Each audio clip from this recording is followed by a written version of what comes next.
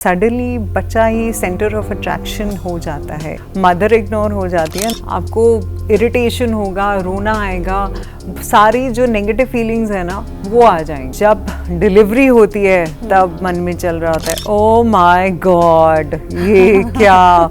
रोना भी एक कम्युनिकेशन है कि यार जब देखो बच्चा फोन या टीवी में लगा रहता है, ऐसा क्या है फोन में। तो जब एक बच्चे से पूछा जाए कि तुम किससे ज्यादा प्यार करते हो, मम्मी को या पापा को, तो उन्हें कंफ्यूजन क्या इरिटेशन होता है, क्या हो रहा है आसपास, मम्मी पापा में झगड़ा हो रहा है, हाई पिच, वो समझ रहे हैं हाई पिच क्या होती है। अगर आप भी जॉब कर रहे हैं तो आप इनडायरेक्टली बच्चे को जेंडर इक्वालिटी सिखा रही हैं, फाइनेंशियल इंडिपेंडेंस के बारे में सिखा रही हैं। Hello and welcome to India TV podcast. मैं हूं आपके साथ भारती सिंह। आज हम बात करेंगे पेरेंटिंग 360 के बारे में, जिसमें हमारा टॉपिक है न्यू बॉर्न न्यू लाइफ।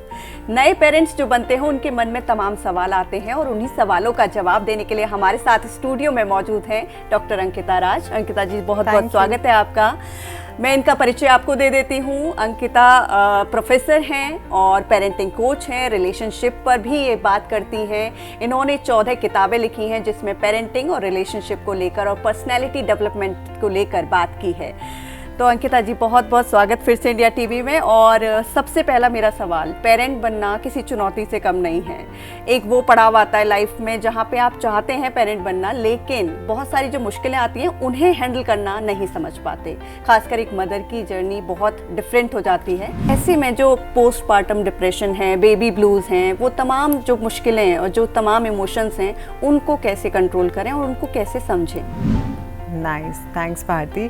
आपने सबसे पहला स्टेटमेंट बोला था पेरेंट बनना एक चुनौती से कम नहीं है, उसमें मैं एक वर्ड ऐड करना चाहूँगी, पेरेंट बनना मस्ती वाली चुनौती से कम नहीं है। Exactly. Okay, so coming to postpartum depression, एक लेडी में 3 तरीके के चेंजेस आते हैं।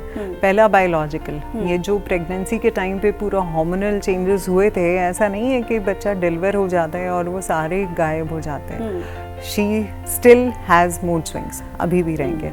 दूसरा हमारा एनवायरनमेंट, सडनली बच्चा ही सेंटर ऑफ अट्रैक्शन हो जाता है, इसमें मदर इग्नोर हो जाती है, ना I won't say only mother, father भी इग्नोर हो जाते हैं क्योंकि सारी अटेंशन बच्चे को मिलती है, विच इज़ गुड, लेकिन माँ बाप को भी पैम्पर करो, प्यार देना चाहिए।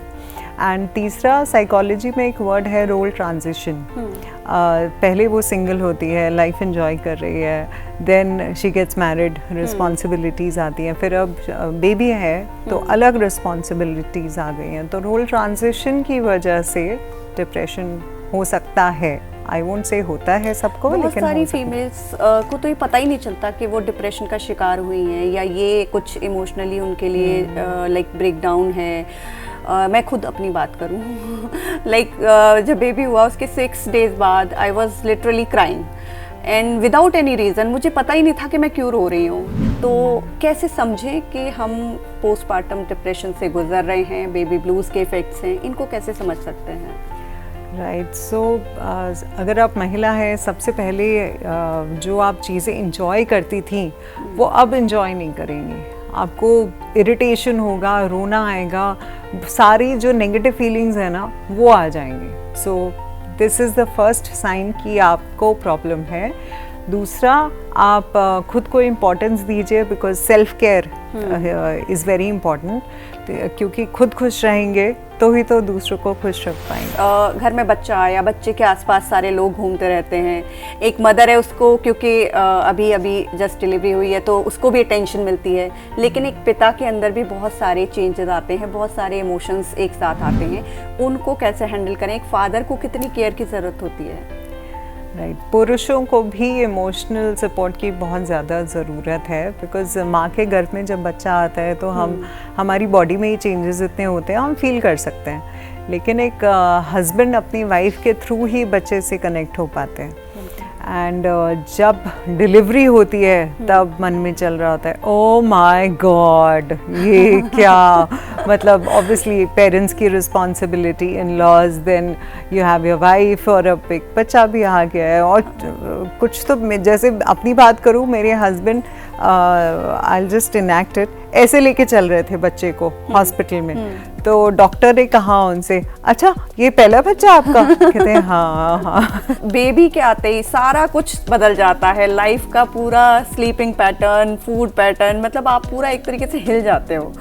तो बहुत सारे पेरेंट्स की, जो न्यूली पेरेंट्स होते हैं, उनकी ये शिकायत रहती है कि हमारी नींद पूरी नहीं हो रही, ऑफिस में नहीं जा पा रहे, ढंग से काम नहीं कर पा रहे, बच्चा सोने नहीं देता, पूरी पूरी रात जगाता है, जबकि बच्चा खुद 18 घंटे सोता है, न्यू बॉर्न बेबी 18 आवर्स सोता है। फिर ये कैसे इतना लाइफ अनस्टेबल हो जाती है, और इसको कैसे बैलेंस करें, कैसे मैनेज करें?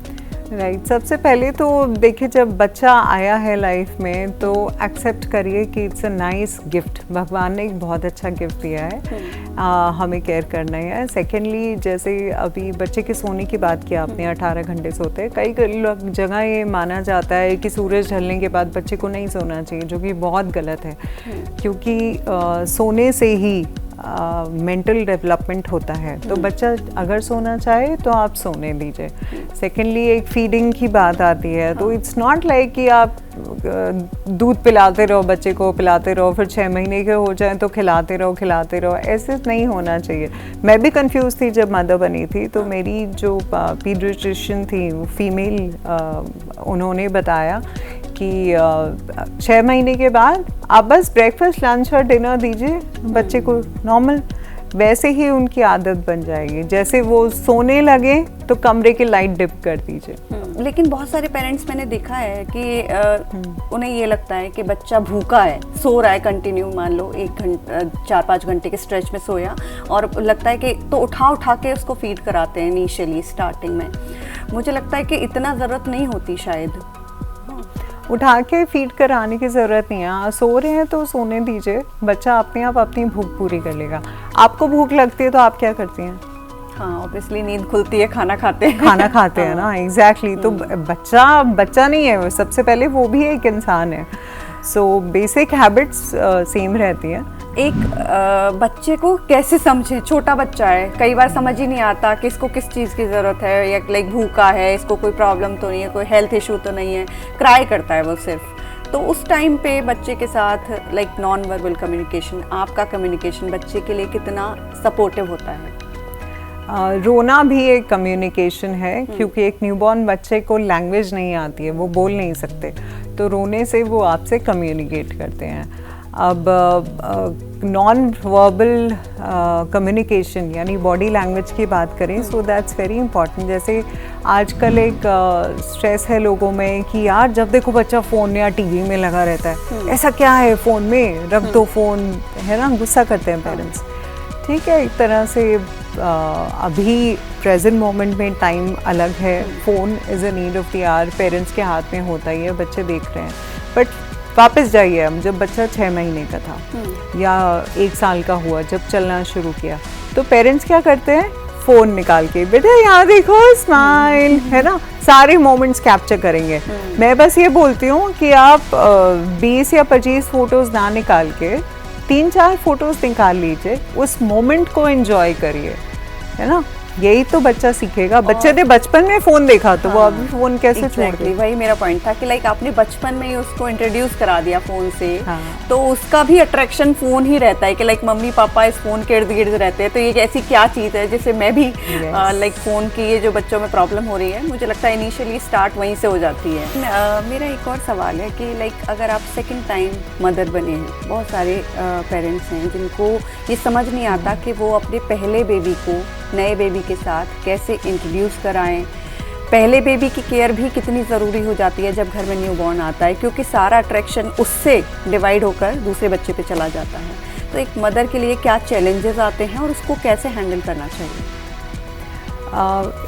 बड़े बच्चे को इग्नोर्ड फील होता है, और पेरेंट्स इसमें ये कर सकते हैं कि अपने छोटे छोटे कामों में उन्हें इन्वॉल्व करें। जैसे कि बेटा वो ड्रॉअर से मुझे डायपर निकाल के दे दो, ठीक है, बेटा किचन से एक चम्मच ले आओ, मुझे चाहिए, आपके सिबलिंग को खाना खिलाना है।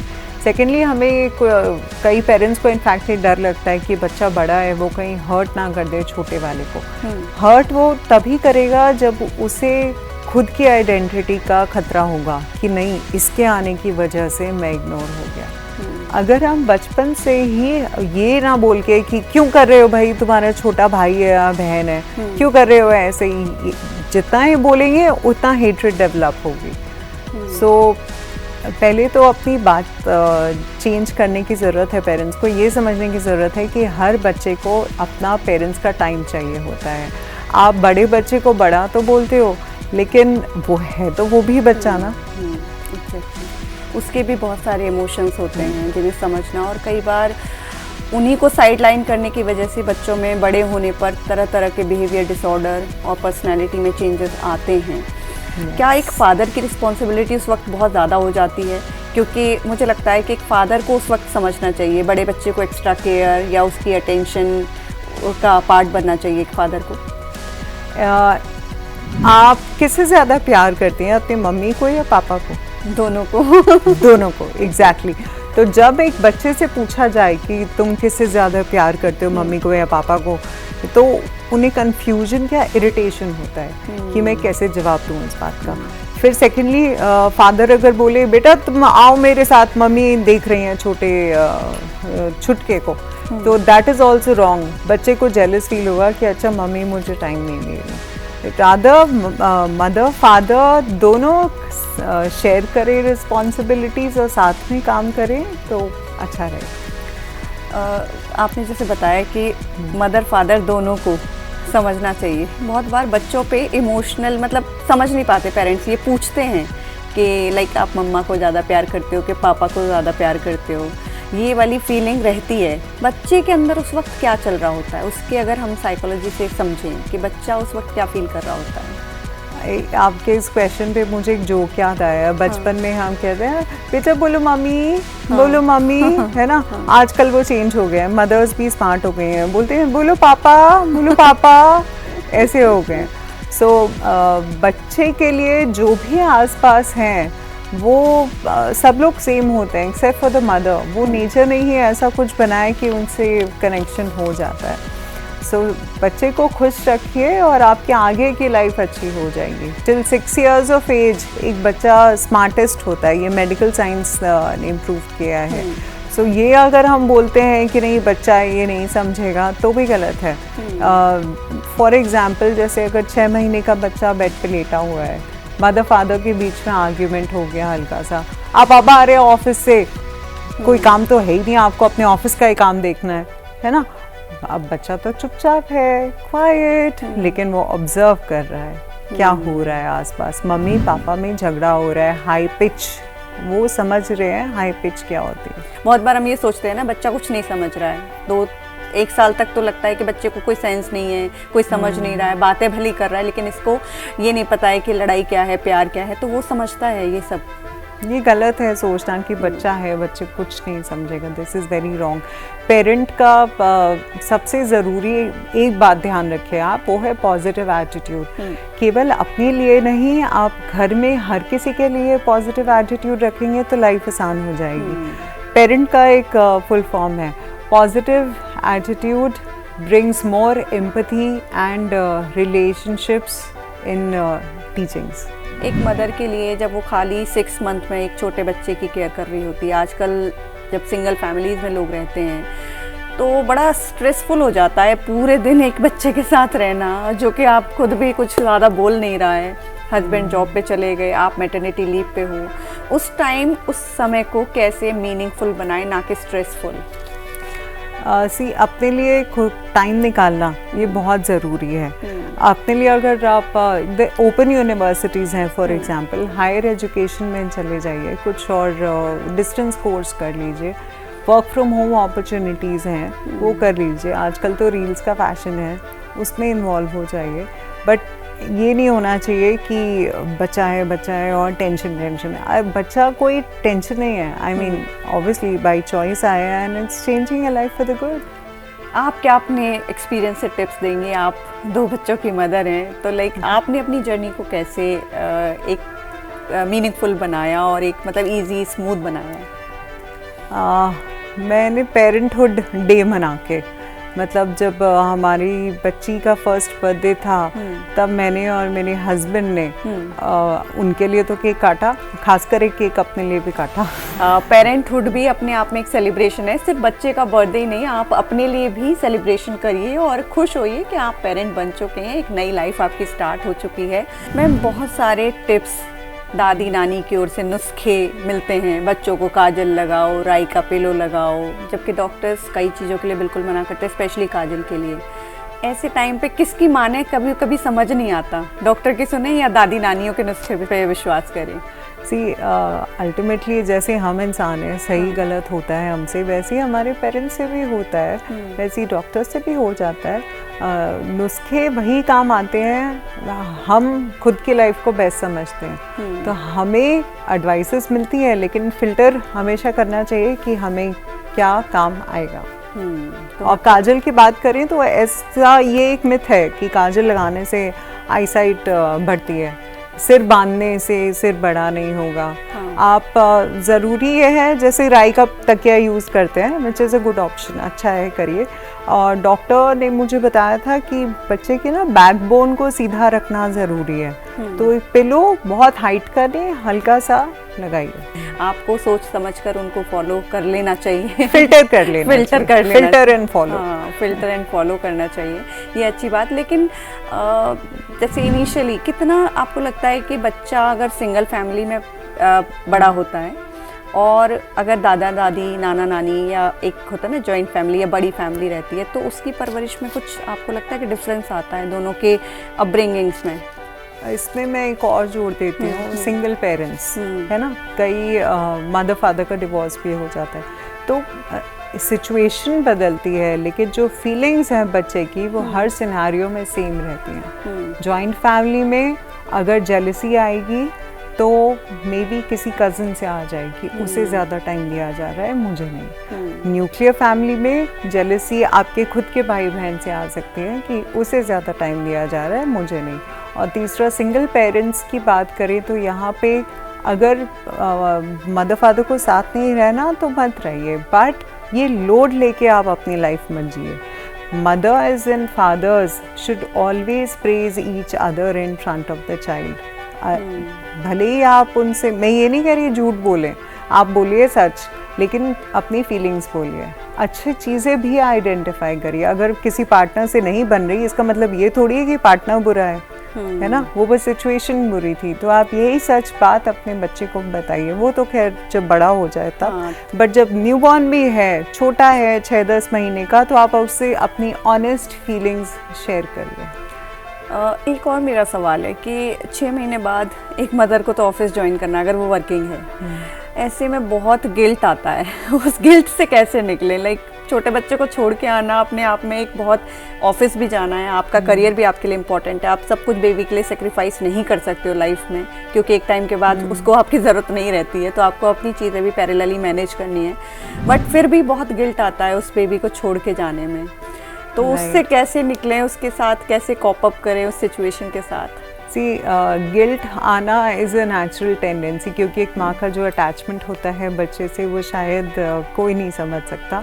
लेकिन अगर आप भी जॉब कर रही हैं तो आप इनडायरेक्टली बच्चे को जेंडर इक्वालिटी सिखा रही हैं, फाइनेंशियल इंडिपेंडेंस के बारे में सिखा रही हैं अगर आप जॉब कर रही हैं। और 24 hours is not quality time. आप काम करिए, शाम को आधा घंटा भी आते हैं, बच्चे के साथ टाइम स्पेंड करते हैं बिना किसी डिस्ट्रैक्शन के, तो वो भी क्वालिटी टाइम है। और उनसे आप शेयर करिए कि पूरे दिन में आपके साथ क्या हुआ, और जब वो बोलने लगेंगे तो वो आपसे भी शेयर करेंगे कि उनके साथ क्या हुआ।